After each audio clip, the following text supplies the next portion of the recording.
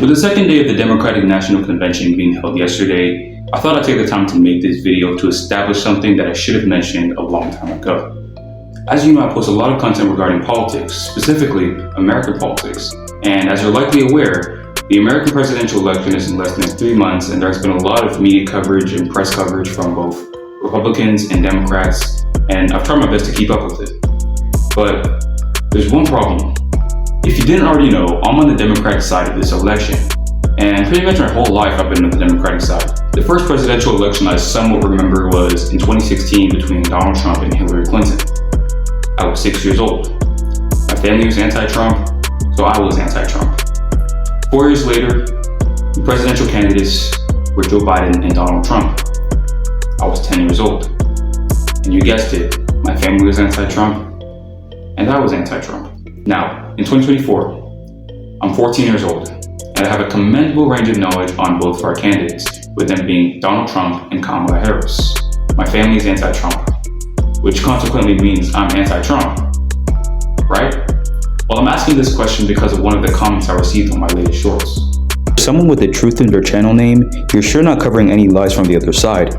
Don't you find it a little weird how Harris hasn't done any proper press interviews since being nominee, and her only 2 policies were ripped straight from Trump?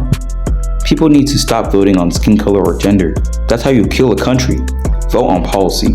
There are many good arguments made by this commenter that I equally and fully respect, but there's one I want to touch on before I get to the others. The first 2 sentences read, "For someone with the truth in their channel name, you're sure not covering any lies from the other side." The name of this channel is the Crude Truth. I have had a lot of encounters between what's right and what's wrong. When I first started the channel, my goal is to provide objective views on certain topics, coherently and effectively coming to conclusion on said topics.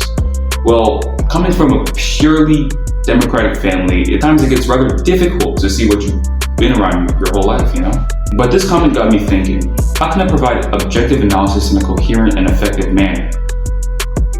Well, by writing discursively, of course. I took my mind back to middle school English class, and from now on, my videos will be strictly unbiased, besides me establishing my opinion at the end. The goal of this channel is not only to further my influence, but to provide articulate evaluation on current political topics, and to facilitate an environment where people can learn and understand each other. As MLK once said, we fear each other because we don't understand each other. If we can learn to interpret and comprehend one another, we can come to a collective conclusion. But that conclusion being the truth, or something close to it. Now, for the rest of the comment. Don't you find it a little weird how Harris hasn't done a proper interview since being nominee, and her only 2 policies were ripped straight from Trump? With Kamala Harris being the presumptive Democratic nominee for president and soon to be confirmed definitive Democratic nominee, some might expect her to engage in more substantive press interviews to clarify on certain issues. It may be worth noting, however, that Kamala Harris may be too busy to have traditional press interviews. The rallies that she's holding could be viewed as a substitution to clear-cut press interviews.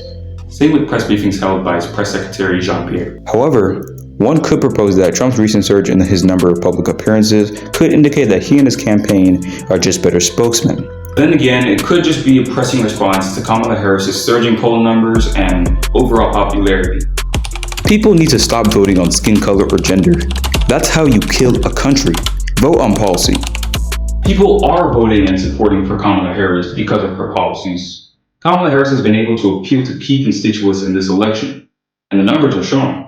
Well, of course, there are people voting for Kamala Harris because she's black or because she's a female. But then again, people who do decidedly vote for a candidate based on their gender or race really just want to feel represented in the vast space that is the political world. Guys, thank you so much for watching. I really appreciated it. I seriously just wanted to make this video because I feel like, in order to abide by my channel name, The Crude Truth, I just need to be solely objective, which may be tough, but I'm learning. It's an experience for me. I want to see what it's like on both sides of the conversation, and the comment really helped me out. So see you guys in the next video with cold cut truth, the crude truth.